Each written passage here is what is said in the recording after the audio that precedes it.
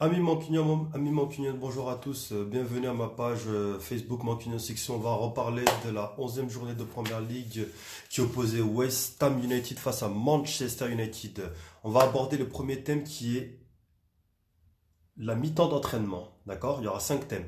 Alors, mi-temps d'entraînement. Pourquoi j'ai parlé de mi-temps d'entraînement? Parce que Manchester United, comme toujours depuis le début de la saison, a montré son mauvais visage, son mauvais côté.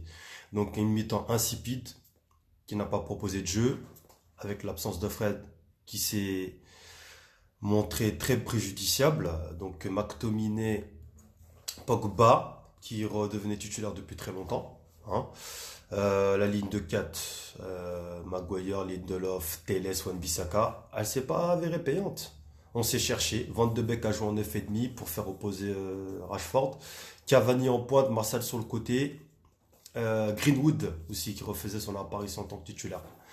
Donc voilà, on s'est fait manger, on a été dominé, on a manqué d'agressivité, on a manqué d'impact. Le bloc n'était pas homogène, le bloc était trop distancé, il y avait trop de distance entre la ligne de milieu défensif, offensive et les défenseurs. C'est pas normal. On joue West Ham United, on se doit de leur marcher dessus, de faire quand même un match correct. Donc une première mi-temps catastrophique, chaos technique, je vous le fais pas dire. Donc, je sais pas qu'est-ce qui s'est passé. C'est les âmes des joueurs de Manchester qu'on a vus, leurs cousins, leurs frères. Je sais pas. C'était un camp d'entraînement, un kidnapping de joueurs. J'ai pas vu des joueurs sur le terrain en tout cas. Moi, j'ai pas vu des joueurs sur le terrain.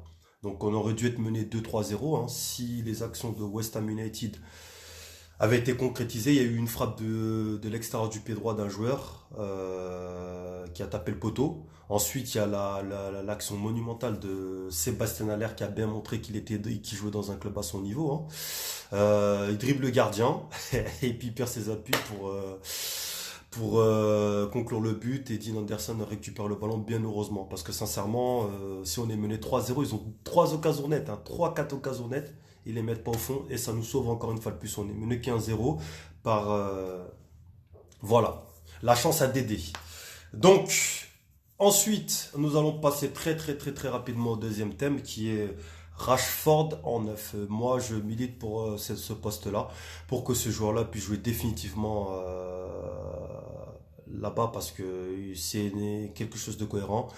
C'est un joueur du club. Il a tout pour réussir en fait. C'est notre neuf, on l'a déjà à la maison. C'est un joueur formé du club, un cru de la maison. Il est bon du pied droit, très bonne technique de frappe de balle. Il a un bon pied gauche, il est très fort coup de pied arrêté. Il sait faire la passe. Il sait faire la dernière passe pour faire croquer ses coéquipiers. Il est rapide, il est technique. Il faut savoir que c'est un neuf de formation.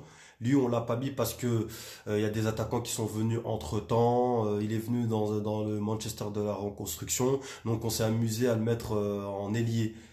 Voilà, Mourinho avait commencé à le mettre en pointe. Après, comme il y avait des autres attaquants précédemment devant lui, les Martial, tout ça, plein d'autres attaquants. Donc il l'a décalé, il l'a déporté sur le côté. Voilà. Mais pour moi, ce joueur-là doit finir en neuf. Il doit finir en neuf, ça me paraît logique. Il a tout. Il doit même avoir le numéro 7 de Manchester United. Parce que franchement, il a la mentalité, le caractère, le comportement. Il doit avoir le capitana aussi. Il doit prendre le numéro 7, le numéro mythique du club de Sir Alex Ferguson, qui est parti. Donc voilà, moi c'est logique. Voilà, comme ça on n'aura plus de problème de neuf parce qu'on ne peut pas compter sur Anthony Martial malheureusement. Monsieur retombe dans ses travées, dans son mauvais comportement, sa nonchalance, à pas concrétiser les buts ou jouer à fond les coups et ça commence à être agaçant. Ça commence à être agaçant donc c'est pas possible. En plus on perd sur blessure donc ce qui nous porte préjudice doublement dans le match et voilà. Donc Marcus Rashford doit signer pour moi en tant que neuf. Voilà. Ensuite, deuxième mi-temps, bah Manchester comme d'habitude, hein, comme à l'extérieur, comme depuis le début de la saison. Manchester est reparti sur des chapeaux de roue. On a eu un coaching gagnant de Ole Gunnar Solskjaer qui a su réagir tout de suite en enlevant Cavani, dont je n'ai pas compris parce que pour moi Cavani devait rester. Parce que c'est un attaquant qui apporte autre chose dans une ligne d'attaque d'une équipe avec son pressing tout terrain et son abnégation et sa fougue. Donc voilà. Il nous a mis Mata, Rashford, Fernandez à la place de Martial qui a été blessé du coup après sur son action là. Cavani et Donny van de Beek qui sont sortis. Donc On a eu de la technicité, de la vivacité, du jeu en triangle et ça nous a fait superbement bien.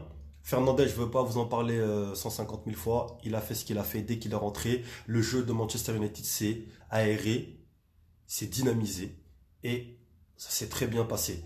Donc facteur X comme toujours quand il y a un Manchester avec Bruno Fernandes et un Manchester sans Bruno Fernandes. Et on l'a vu sur le terrain. D'ailleurs, la très très bonne combinaison sur le but de Marcus Rashford, le 2-1.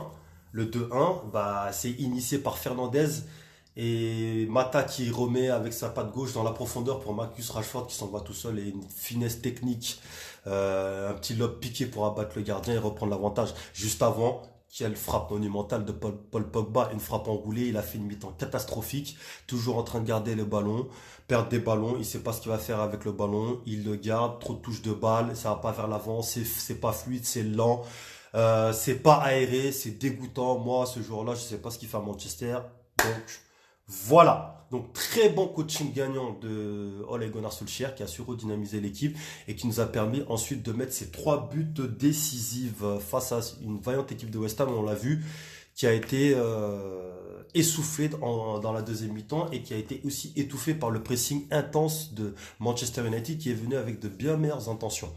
Donc voilà. Ensuite, on va parler. De toute façon, Manchester a l'habitude, hein, excusez-moi pour revenir à ça. Manchester a l'habitude de se faire bouffer en première mi-temps dans les matchs extérieurs et puis de nous faire des très très bons matchs. Ils l'ont fait la semaine dernière contre Southampton. Donc on est plus bon à l'extérieur qu'à domicile malheureusement. Donc c'est un fait de saison. On n'a pas le choix, faudra faire avec malheureusement. Donc ensuite, invincibilité, quatrième thème, invincibilité à l'extérieur. Manchester United, pour la première fois de son histoire, a enchaîné 8 victoires d'affilée à l'extérieur. C'est la première fois de son histoire. C'est vous dire la performance. Le degré de performance est très fort et très très très très élevé. C'est du grand standing, sincèrement. Donc, on est plus à l'aise, comme je vous le disais précédemment sur le thème précédent, à l'extérieur, on est plus à l'aise. On enchaîne les victoires. J'ai l'impression qu'on a besoin d'être malmené, de se faire piquer, de se faire bousculer pour ensuite nous repousser dans nos retranchements et ensuite commencer à bien jouer. On joue tard. Alors que les rencontres, on a les capacités, on a les moyens pour bien jouer directement et se faire respecter. Mais ce Manchester-là ne le fait pas. On a des joueurs de transition qui aiment bien dévorer les espaces, jouer en contre-attaque. On n'a pas de joueurs de possession quand vous regardez bien. C'est les mêmes joueurs. Cavani, Rashford, Mata, c'est des joueurs qui aiment bien l'espace, dribbler, combiner de temps en temps sur des petits périmètres. Mais voilà. Donc, notre invincibilité à l'extérieur, elle est vraiment fatale parce qu'on est à 8 matchs consécutifs. On est 5e au classement. C'est ce qui nous permet d'être très très très bien classé dans le haut du classement. Parce qu'à domicile, on est catastrophique.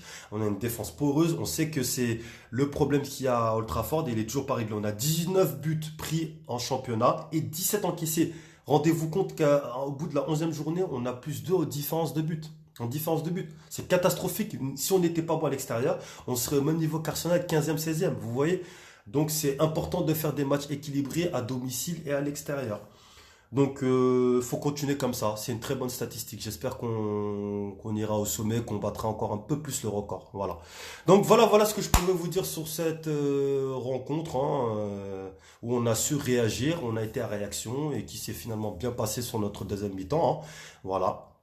Donc, prochaine rencontre de Manchester United. Face à Leipzig, il faudra qu'on gagne, il faudra pas qu'on perde, il faudra faire un match nul, une victoire pour se qualifier. Donc attention, déplacement de tous les dangers, c'est une équipe qui aime la possession. Salut Sidia Djabi, je te fais un petit coucou, il m'a dit elle aussi, pareil. Donc likez, allez sur ma page Facebook Mancunien Sixo, n'hésitez pas, MANCUNIEN et espace SIXO. Vous allez trouver toutes les vidéos précédentes que j'ai mises sur le Facebook. Allez, ciao, ciao, merci les amis.